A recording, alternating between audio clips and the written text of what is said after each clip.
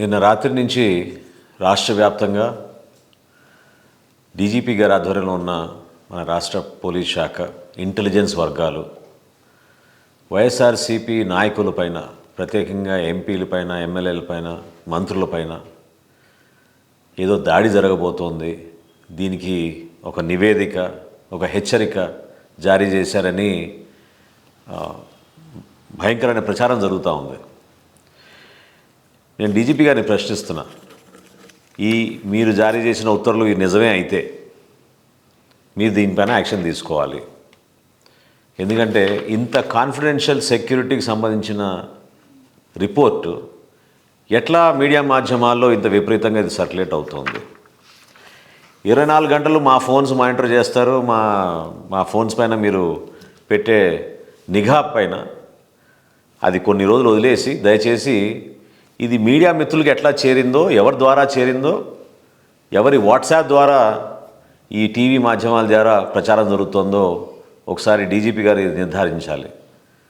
మాకు సమాచారం వస్తూ ఉంటుంది, తెలుస్తూ ఉంటుంది ఎవరు పంపించారు ఇదనేది.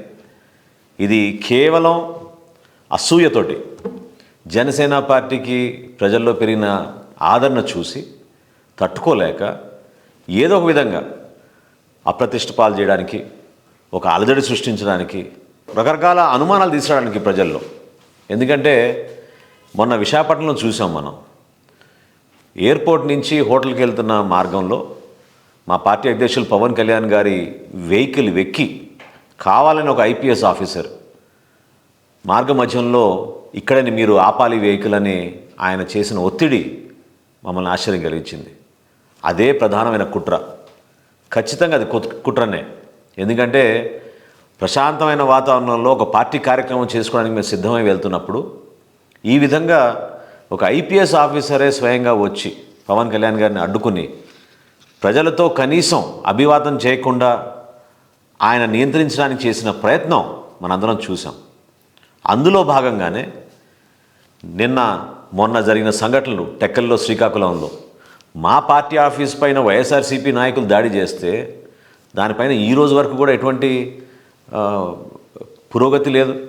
ఎవరు దాని గురించి మాట్లాడడం లేదు. అసలు దాడులు ఎందుకు జరుగుతాయని నేను ప్రశ్నిస్తున్నాను. బాబాసాహెబ్ అంబేద్కర్ గారు గర్వపడే విధంగా, ప్రజాస్వామ్యాన్ని కాపాడే విధంగా, రాజ్యాంగాన్ని గౌరవించే విధంగా ప్రతి కార్యక్రమం మా పార్టీ అధ్యక్షులు పవన్ కళ్యాణ్ గారు ప్రజల కోసం, రాష్ట్రం కోసం ఆయన రూపొందిస్తూ ఉంటారు. అంతేగాని మీలాగా ఈ పిచ్చి ఆలోచనలతోటి ఒకరిపైన దాడి జరిగితే ఏదో పబ్లిసిటీ వస్తుందనో, కుట్రలు చేస్తున్నారనో, ఇంటెలిజెన్స్ వర్గాల్ని దీనికోసం ఉపయోగించాల్సిన అవసరం ఖచ్చితంగా వైఎస్ఆర్సీపీ ప్రభుత్వానికి ఉండదని నేను కోరుకుంటున్నాను. ఎందుకంటే ఎన్నికలప్పుడు చూసుకుందాం, ప్రజల దగ్గరికి వెళ్దాం, తేల్చుకుందాం, ప్రజాస్వామ్యబద్ధంలో తేల్చుకుందాం. జనసేన పార్టీ వర్సెస్ వైఎస్ఆర్సీపీ ఎవరిపైన ప్రజలు మొగ్గు చూపుతారో, ఎవరిని ఆశీర్వదిస్తారో మనం అక్కడ తేల్చుకుందాం. అంతేగాని పోలీస్ విభాగాన్ని, అందులో ఉన్న అధికారుల్ని ఈ విధంగా ఉపయోగించుకోవడం నేను ఎప్పుడు చూడలేదు. ఇంకొక ముఖ్యమైన అంశం నేను ఈ సందర్భంగా చెప్పాలనుకుంటున్నాను.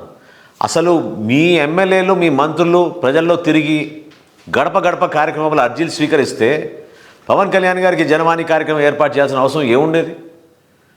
ప్రభుత్వ వైఫల్యం వలన సామాన్యుడు తన గలం వినిపించుకోలేకపోతున్న, ఎక్కడ పోయినా కూడా అడ్డుకుంటున్నారనే భయంతో వాళ్ళు వేల సంఖ్యల్లో వచ్చి మా జనవాణి కార్యక్రమంలో పవన్ కళ్యాణ్ గారికి అర్జీలు ఇచ్చుకుంటున్నారు.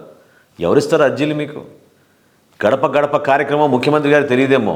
వాళ్ళ శాసనసభ్యులు, మంత్రులు చేసేది కేవలం 200 గడపలే ఒక రోజుకి. ఆ 200 గడపల్లో కూడా వాలంటీర్ పోయి చెప్తారు ఎవరింటి ముందు నిలబడాలని. గడప గడప కార్యక్రమాల్లో అడ్డుకుంటారనో, లేకపోతే అర్జీల రూపంలో వచ్చి మీ పైన దాడి జరుగుతారనో జన సైనికులు, వీర మహిళలు ఎక్కడ కూడా అటువంటి పొరపాటు చేయరు. ఖచ్చితంగా మేము నిరసన తెలుపుతాం అవసరమైనప్పుడు. పొరపాట్లు జరిగినప్పుడు ప్రభుత్వం దృష్టికి తీసుకెళ్లాల్సిన సమస్యలపైన అర్థమయ్యే విధంగా చాలా జాగ్రత్తగా, ప్రజాస్వామ్యబద్ధంగా, అది మా బాధ్యత. ప్రతిపక్షంలో ఉన్నాం కాబట్టి మా పార్టీ కార్యక్రమాలు మేము చేసుకుంటాం.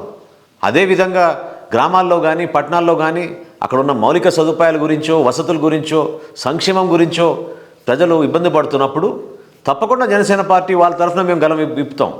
అంతేగాని మీరు ఈ విధంగా కుట్రలు చేసి ప్రజల్లో అనేక అనుమానాలు తీసుకొచ్చి అలజడి సృష్టించాలని మీ ప్రయత్నం చేస్తుంది మాత్రం ఖచ్చితంగా మేము ఖండిస్తున్నాం. దీనిపైన సమగ్రమైన ఎంక్వైరీ డీజీపీ గారు చేయాలి. ఎందుకంటే ఇంత కాన్ఫిడెన్షియల్ ఇన్ఫర్మేషన్ మీరు రాశారు కూడా దీనిపైన, చాలా రహస్యమైన కాగితం అని. మరి ఇంత రహస్యమైన సర్క్యులర్ని ఏ విధంగా మీడియా చేతుల్లోకి వెళ్ళింది, ఎవరి వాట్సాప్ నంబర్ ద్వారా వెళ్ళింది, అది కూడా చెక్ చేయాలి డీజీపీ గారు. ఎందుకంటే మాకు తెలుసు ఎవరి ద్వారా వెళ్ళిందో ఆ సమాచారం, మీరు నిర్ధారించాలి. కేవలం రాజకీయాల కోసమే పవన్ కళ్యాణ్ గారిని, జనసేన పార్టీని ఇబ్బంది పెట్టడానికి కోసమే మీరు ఈ విధంగా ఆలోచనలు చేసి మన విశాఖపట్నంలో అభాసుపాలైపోయారు. ఎన్ని ప్రయత్నాలు చేసినా కూడా ప్రజలు మా వెంట నిలబడ్డారు, చూశారు, అర్థం చేసుకోగలిగారు. దాన్ని తట్టుకోలేకే మరొక కుట్ర మీరు తీసుకొచ్చి ఈ విధంగా పార్టీని ఇబ్బంది పెట్టడానికి, మా జన సైనికుల్లో మీరు ఏమాత్రం కూడా ధైర్యం నింపే విధంగా మా కార్యక్రమాలు మేము చేసుకుంటూ ముందుకెళ్తుంటే దాన్ని అడ్డుకోవడానికి మీరు ప్రయత్నం చేస్తున్నారు. అది చాలా పొరపాటు. ఏనాడు కూడా తగ్గదు. జనసేన పార్టీ ప్రజల పక్షాన్ని నిలబడుతుంది. ప్రజల కోసం మేము పోరాడతాం. ఖచ్చితంగా రాష్ట్ర ప్రజలకి మేలు జరిగేంత వరకు మేము ప్రజల్లోనే నిలబడి ఈ ప్రభుత్వాన్ని ఎండగడతామని ఈ సందర్భంగా మరొకసారి నేను తెలుపుకుంటున్నాను.